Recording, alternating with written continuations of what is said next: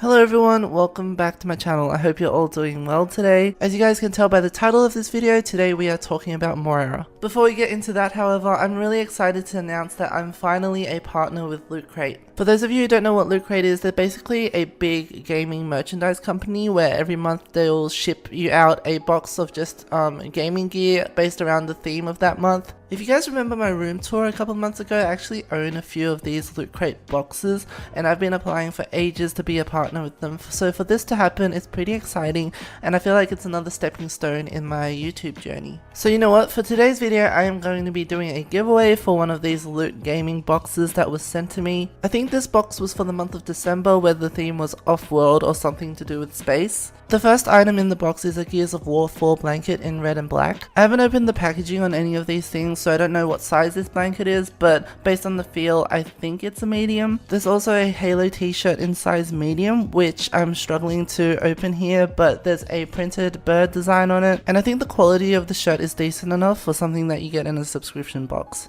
The next two items included in this Loot Crate is a Galaga collectible pin as well as a Galaga tote bag. That'll definitely come in handy when you're not carrying too much stuff but you need something to keep your items together. Last but not least, included in this box is a Mass Effect poster as well as a Mass Effect 2019 calendar to help keep you organized. To enter, all you have to do is be subscribed to my channel, leave a thumbs up on this video, and leave any comment down below. If you guys are interested in getting one of these for yourself, then you can also use code Hoshizora at lootcrate.com for 10% off any purchase. I know James Charles is shaking. But anyways, I hope you guys all enter the giveaway, and let's dive into today's video.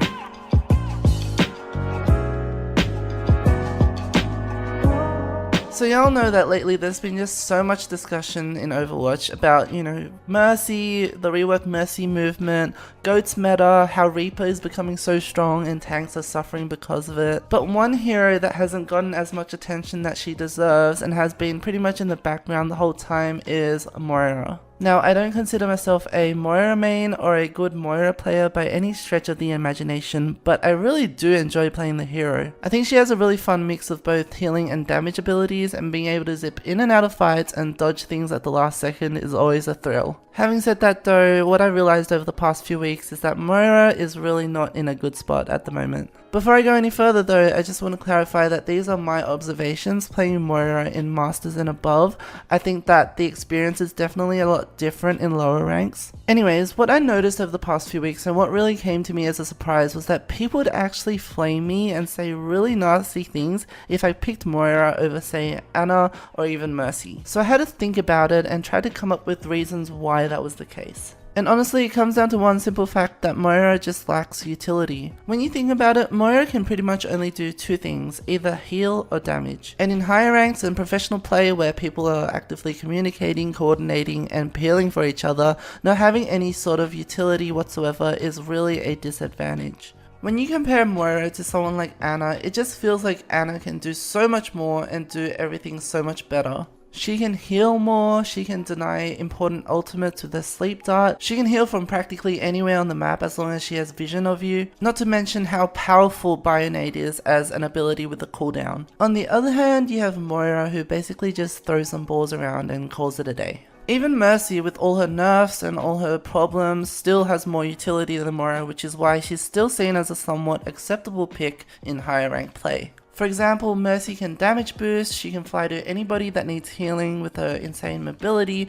and of course she has res, which I don't even need to talk about. So I guess as one of the three main healers, you can sort of see why Moira wouldn't be the optimal pick in a perfect world. Don't get me wrong, Moira definitely has her moments as well. She can dish out a lot of healing when everyone is close together, and she can charge her ultimate super quickly. However, those moments are few and far between, especially in the current meta where Goats is so prevalent, as well as in higher ranked play. What's funny is that I sort of see her like the old Symmetra of the current supports. She's not necessarily bad, she can work, but most people don't see that and they probably won't give you that chance because she's simply not meta right now. Another point I want to touch on is that I feel like most people don't really know how to play Moira to her maximum effectiveness. I mean, I definitely don't, and that's because I realized what I was doing wrong after watching people like Tesla, who is a top 500 Moira main, play her so much better than I do. Things like throwing way too many damage orbs, going DPS Moira when you're not supposed to, not knowing how to manage your healing resource, or using Fade as a way to initiate fights rather than escape. I think these are some of the things that most people subconsciously gravitate towards when they're playing Moira, myself included. And honestly, there's not enough guides or streamers or content creators around that are actually showing people how to play Moira the way that you're supposed to. So what happens when we combine everything that we just talked about? Well, we get a niche hero, and the perception of that hero is generally not good. If the Symmetra experience is anything to go by, most people will probably think you're throwing or trolling or not playing seriously if you pick Moira in higher ranked play. Now I do acknowledge, and I did say this earlier, that those were my observations for high ranked play. So before y'all try to come for me, I do acknowledge that I think the reverse situation sort of happens the lower down the ladder you go. What I mean is that at lower ranks, you can pretty much get away with anything, and I do believe that Moira is a pretty forgiving character with how much healing and damage that she can do. So in some respects, she is a lot more viable to play in comp at those ranks. But regardless, that doesn't change the fact that she's in a pretty shit spot right now, and you're probably not going to see her in the Overwatch League anytime soon.